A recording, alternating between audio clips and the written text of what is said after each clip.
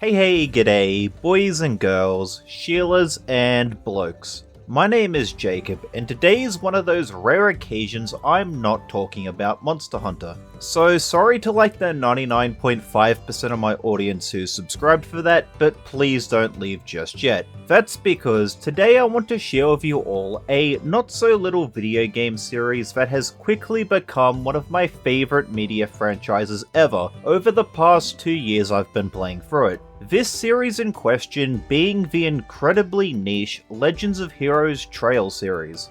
And I would like to point out how it's downright criminal that the Trails series is still as niche as it is in 2025. Like, these are some of the best RPGs I've ever played, and I've played a decently large handful to be honest. So far, there's 13 mainline installments with a 14th one coming soon, hopefully next year, that all tell an interconnected long-running narrative over several story arcs. I once heard this series get called the One Piece of JRPGs a very long time ago, which initially piqued my interest in it, and after finally playing most of them, I can confirm it's definitely true. But for today specifically, I want to focus on just the upcoming remake of Trails in the Sky First Chapter, which was the phenomenal first game that kicked this whole Trails journey off back in 2004. So say goodbye to the classic Tanzia background and hello to Roland, as I do my best to explain what Trails in the Sky First Chapter is and why you need to play it. To start off, I'd like to give you all an idea about the game's setting. Trails in the Sky is an adventure RPG set in the modern fantasy world of Zemuria. This world is an incredibly large, fleshed out continent that you'll come to know more about yourselves while playing through the game. But for now, all you need to know is we'll be adventuring around the Kingdom of Libelle through the eyes of our protagonist Estelle Bright and her adoptive brother Joshua Bright. These two both inspire to become bracers which are this world's equivalent of your classic RPG guild adventurers, and thus you'll be following them on their long quest to complete the junior bracer exam, meeting many new friends and helpful allies while solving any trouble they run into along the way. And just for the record, that is an incredibly brief, spoiler-free summary of a game that story word count rivals that of the Lord of the Rings trilogy, so you best believe you're in for quite the ride here with this RPG. I took that ride myself almost 2 years ago when I played the OG Trails in the Sky, and believe me, I do not regret it. I don't really want to say too much to set too many expectations. I think this is one of those games you best go into the story blind, and it's probably better for that. But I will say that another unique thing I love about the Trails games I want to point out here is how the devs put a considerably large amount of thought into the series' random NPCs. Like, these people you see around the game aren't just random faces who yap a bunch of filler dialogue to fill out the world. These are like real people who have their own lives outside our protagonist's journey you can follow by interacting with them. I know that this isn't everyone's cup of tea, but I at least find it entertaining to chat with these people throughout every step of the game to follow their personal stories. Like, there's entire wikis dedicated to tracking the citizens of Zemuria's everyday lives, like what they do, where they go and in what games, who they are close to, etc., like it's some kind of FBI database. I can't really think of many RPGs that go this far into detail with the generic characters most players would ignore, other than like Xenoblade, but even then the Xenoblade games doesn't do it anywhere near to this level as Trails. This is just another thing that makes the world of Zemuria feel so alive.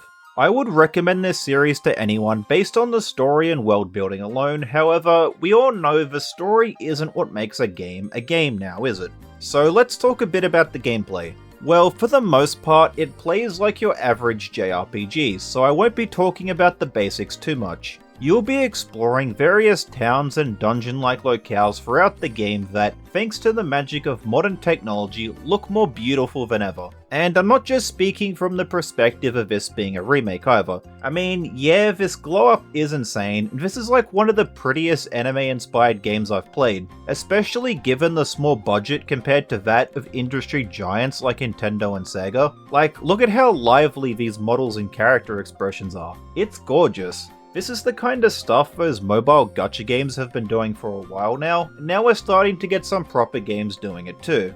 But anyway, almost all of the map is connected for a seamless overworld, making the travel between areas feel very immersive. I suppose this might not sound like a lot given that other games have started doing this too in recent years, but it's a first for the Trails series, so I'm going to give it a thumbs up.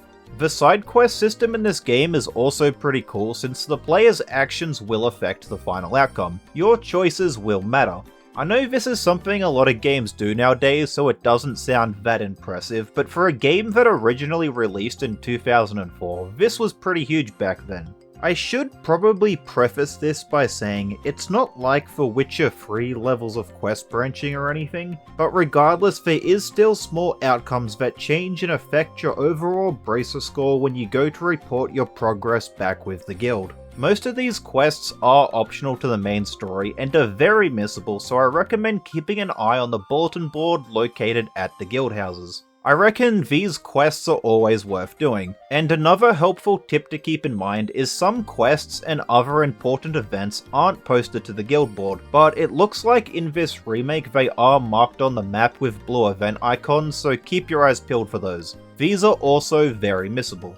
And last thing I want to note about the general gameplay stuff is that Trails in the Sky first chapter, as well as all the other Trails games, include a high speed mode toggle that does exactly what you think it does. Turn this baby on and everything will be accelerated from the battles to the exploration and even the cutscenes. Like, RPGs can already be long games, sometimes taking over 100 hours to finish, and the Trails series is definitely up there at the top of that list, so anything that gets me through the fluff faster is highly appreciated. You might have already noticed me using this feature from the sped up footage in the video, and you're gonna be seeing me use a lot more of it here because I ain't got time for no bullshit.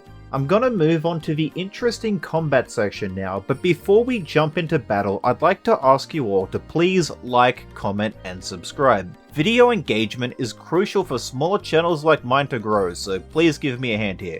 Cheers.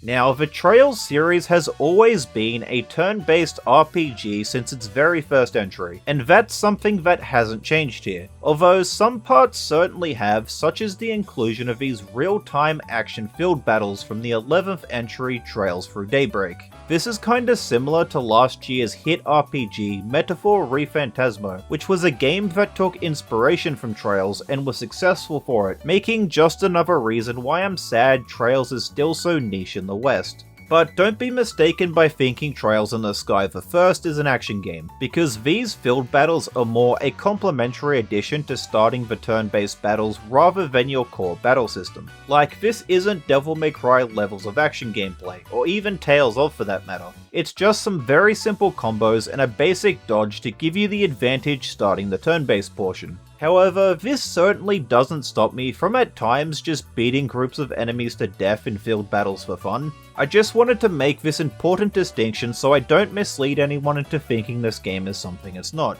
Now, about those turn-based battles, these aren't as boring as some of you might be thinking. That's because instead of being your static turn-based gameplay style popularized and used in other games like the old Final Fantasies or Persona, your characters in Trails get to move around during their turn, which leads to all new forms of strategies, such as moving away to get out of enemy attack range, lining enemies up for AoE attacks, or flanking them to activate positional attack bonuses. Additionally, the turn order in which allies and enemies can act also have various effects, either buffing or debuffing whoever's turn it is, leading to additional strategic situations where you might want to steal or delay turns for extra effects. And one other awesome thing about the Trails games I want to point out for the battle section is, this game includes those unwinnable scripted fight sections most RPGs have, except you can technically win these with the right setups. If you manage to beat your unwinnable opponent, then the game's story will acknowledge you beating them and reward you generously for it. Again, other games do this nowadays, but back in 2004, well, you know how it goes. There is a lot more to the game's combat, obviously. Like, I didn't even touch what arts and crafts are or how the complex augment system works, but that's something I think the game does a good enough job explaining on its own, and something that's far more fun to find out for yourselves. But pretty much what I'm trying to say here is, the Trails games have a really unique battle system, and I am in love with it. this remake especially brings the best parts of the past 2 decades of gameplay improvements, such as the brave attacks from the 6th game, Trails of Cold Steel, the aforementioned field battles from Trails through Daybreak, as well as the free command battle movement and positional attacks from that 11th game, all while keeping the classic augment system from this first game being remade here, which later became my favourite augment system by its final classic iteration in the 5th game, Trails to Azure. So yeah, I kind of name dropped a lot of later games here that aren't really important right now when talking about Trails in the Sky first chapter,